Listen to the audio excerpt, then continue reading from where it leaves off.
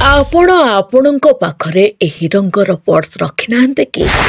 ଯଦି ଆପଣ ଆପଣଙ୍କ ପାଖରେ ଏହି ରଙ୍ଗର ପର୍ସ ରଖିନାହାନ୍ତି ତେବେ ନିଶ୍ଚିନ୍ତ ରଖନ୍ତୁ, ରାତାରାତି କୋଟିପତି ହୋଇଯାଆନ୍ତୁ। ଆଜ୍ଞା, କିଛି ଲୋକଙ୍କ ପର୍ସ ଭିନ୍ନ ଭିନ୍ନ ରଙ୍ଗର ହୋଇଥାଏ, କିନ୍ତୁ ବାସ୍ତୁଶାସ୍ତ୍ରରେ ଏମିତି କିଛି ରଙ୍ଗର ପର୍ସ ବ୍ୟବହାର କରିବା କଥା କୁହାଯାଇଛି ଯାହା ଆପଣମାନେ କି ସେହି ରଙ୍ଗର ପର୍ସ ଯଦି ବ୍ୟବହାର କରିବେ ଆପଣଙ୍କ ଭାଗ୍ୟ ବଦଳିଯିବ ଆଉ ଆପଣ ରାତାରାତି କୋଟିପତି ହୋଇଯିବେ। ତେବେ ଆଉ ଡେରି ନ କରି ଆସନ୍ତୁ ଜାଣିବା କେଉଁ ରଙ୍ଗର ପର୍ସ ବ୍ୟବହାର କରିବା ଉଚିତ।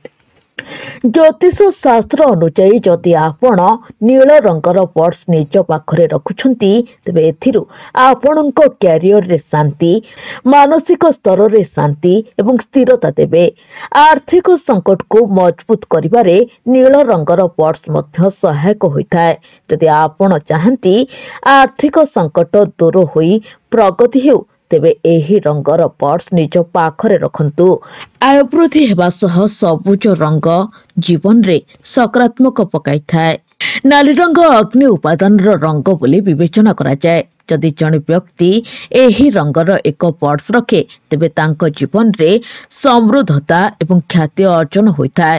ଏହି ରଙ୍ଗ ଅର୍ଥକୁ ଆକର୍ଷିତ କରିବାରେ ମଧ୍ୟ ସହାୟକ ହୋଇଥାଏ, କିନ୍ତୁ ନାଲି ଅଗ୍ନି ଉପାଦାନର ରଙ୍ଗ ହେତୁ ଏହା ଆପଣଙ୍କ ଖର୍ଚ୍ଚ ମଧ୍ୟ ବଢ଼ାଇପାରେ। ତେବେ ଜ୍ୟୋତିଷ ଶାସ୍ତ୍ର ଅନୁଯାୟୀ ବାଦାମୀ ରଙ୍ଗ ପୃଥିବୀକୁ ପ୍ରତିନିଧିତ୍ୱ କରିଥାଏ। ଏହି ରଙ୍ଗର ପର୍ସ ରଖିବା ଦ୍ୱାରା ଆପଣଙ୍କୁ ଆର୍ଥିକ ରୂପରେ ମଜବୁତ ହେବାରେ ଶକ୍ତି ମିଳିଥାଏ। ଜ୍ୟୋତିଷ ଶାସ୍ତ୍ର ଅନୁଯାୟୀ ଯଦି ଆପଣ ହଳଦିଆ ରଙ୍ଗର ପର୍ସ ରଖୁଛନ୍ତି ତେବେ ଆର୍ଥିକ ଅଭାବ ଦୂର ହେବା ସହ ଆପଣଙ୍କୁ ମଜବୁତ କରିବ। ଜୀବନରେ ସୁଖ ଏବଂ ସମୃଦ୍ଧତା ବୃଦ୍ଧି ପାଇବ। ହଳଦିଆ ରଙ୍ଗ ସୂର୍ଯ୍ୟଙ୍କ ରଙ୍ଗ ବୋଲି ବିବେଚନା କରାଯାଏ। ଜ୍ୟୋତିଷ ଶାସ୍ତ୍ର ଅନୁଯାୟୀ କମଳା ରଙ୍ଗ ଜୀବନ୍ତ ଏବଂ ଶକ୍ତିରେ ପରିପୂର୍ଣ୍ଣ ହୋଇଥାଏ।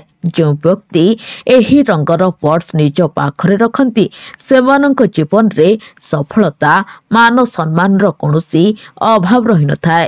ଯଦି ଆପଣ ଏହିସବୁ ରଙ୍ଗର ପର୍ସକୁ ବ୍ୟବହାର କରୁନାହାନ୍ତି ତେବେ ନିଶ୍ଚିତ ଭାବରେ ଏହିସବୁ ରଙ୍ଗର ପର୍ସକୁ କିଣି ନିଜ ପାଖରେ ରଖନ୍ତୁ ଏବଂ ସୁଖ ଶାନ୍ତିରେ ରହିବା ସହିତ ନିଜ ଆର୍ଥିକ ସ୍ଥିତିକୁ ବଦଳାଇ ଦିଅନ୍ତୁ।